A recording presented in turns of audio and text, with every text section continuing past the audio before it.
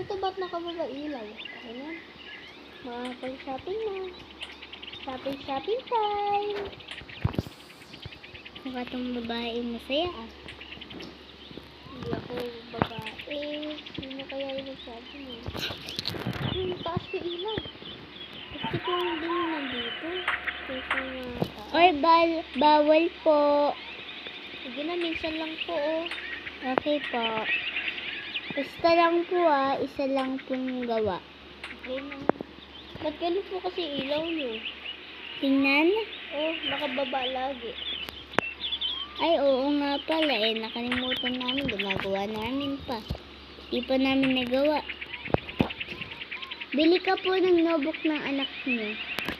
Finish niya po. Ha? Cook lang po. Pencil. Tapos notebook.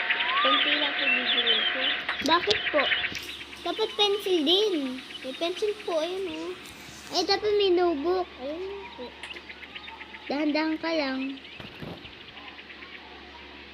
Okay. Last one na lang. Ay, last two. May copy dyan po. Pwede yan po. Sige po, wait lang. Kaso, closing pa po yung isa. Closing pa po yan. Wait lang po. Closing pa po yan. Okay. Di pa po yan nagagawa. Wag na po pala.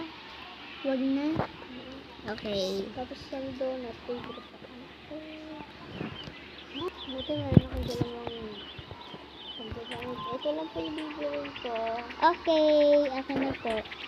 Ay! Sorry po. Okay lang. Dapat po kasi wag mo na po ibibigay sa akin. Ilalagay mo na lang Sige po. po. Ibibigay mo na lang po sa akin yung Buti, nahawakan ko po yung donut. Uy, sarap niyan, no? Eto. Lagay ko po ulit. Okay, ulit po. Ay, Ulitin mo. kailangan ko ulit po Ay! ng plato. Okay. Ay, yung ano ko. Lagyan na naman na cook mo. Pati broccoli mo. Sa paanak mo. Okay, ako na yun. Okay.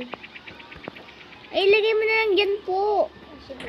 Diba, ano ko na lang po. Bibigyan mo na lang po sa akin. Tit.